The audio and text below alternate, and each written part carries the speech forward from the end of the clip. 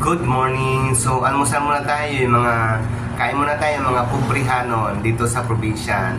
Probinsyano kasi ako, kaya yung ulam ko ay sardinas. Pero kahit itong sardinas na to, kahit abroad kinakain ko to. At parisan siya ng kalahating mug ng coffee. Ayan. Alam mo kung bakit kalahati lang? Dahil tipid. Alam nyo na, ang kalahati ngayon, ang umaga po gusto ang kalahati. Pamahaw, kain tayo. So, pampawalang stress reliever ko to ngayong umaga na to. Almost na lang araw-araw na kumakain ako ng stress reliever. So, ang ulam ko pala ngayon, ito lang pagkain ko, itong ulam ko, sardinas lang, tapos yung pangkag na kanin. Tukag, ayan, tukag. Alam nyo ba? Yung tukag, dito ako nabuhay, dito ako lumaki, dito ako tumabaw, pumayat man.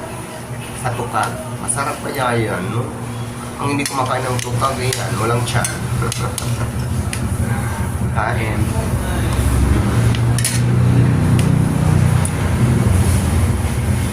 Palisan natin ng coffee. Yung coffee kalahati lang. Yan. Dahil kalahati na yung umaga, yung kahalati naman bukas pa ng umaga para safe, di ba? Ayun.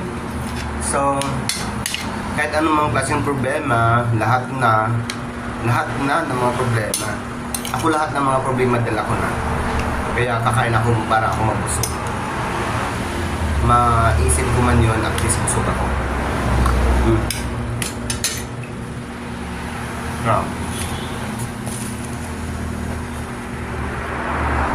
But anyway, sarap ng coffee. Anyway, anyhow, tungkol doon sa sa inyong Diyos, ang Pastor Kibuloy, hindi ako kumukontra, hindi ako nagbabash, hindi ako ina-appreciate ko yung galing niya, ina-appreciate ko yung kabaitan niya. Kahit nagtago siya ng tago, kinoconsider ko rin siya na mabait kasi sumuko siya. Kahit ano pang nangyari, kahit ano pang ginawa niya, nagtago pa siya sa kuweba, nagtago pa siya sa Mars, umuwi sa Pilipinas, sumurinder, at least, i-appreciate natin kasi mabait. In short, mabait din siya. Kahit nagtago siya ng tago, kahit nag-i-escape siya sa mga military in uniform, at least mabait siya kasi sumuko. 1 point lang yun. Basta once na sumuko, mabait yun. Anyway, dapat nga lang talaga siya managot sa lahat ng mga paratang sa kanya.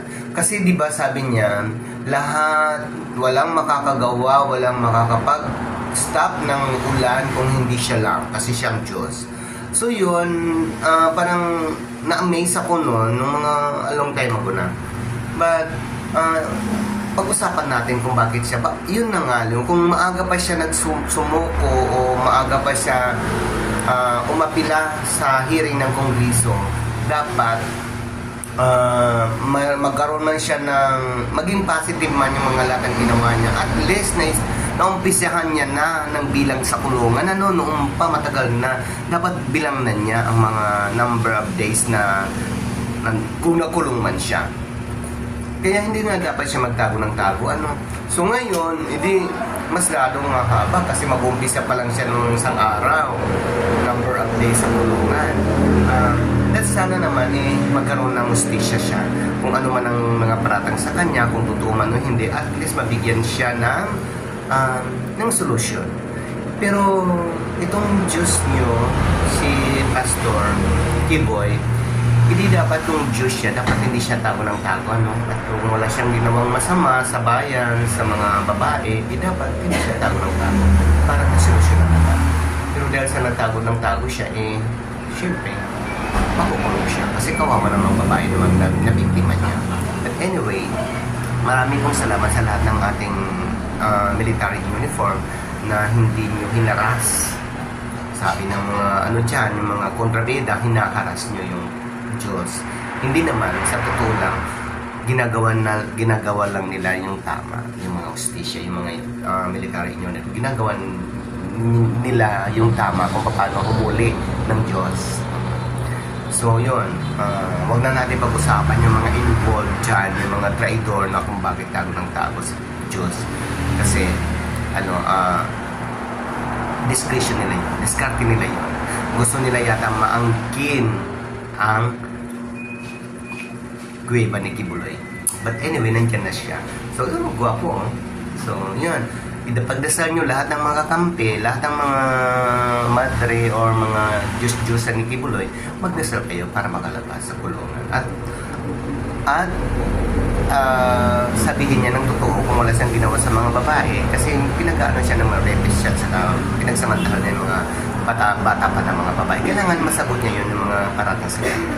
Yun lang po. Ang mga basher, sige, bash nyo lang ako. Basta ang sinasabi ko lang ang totoo. Di ba?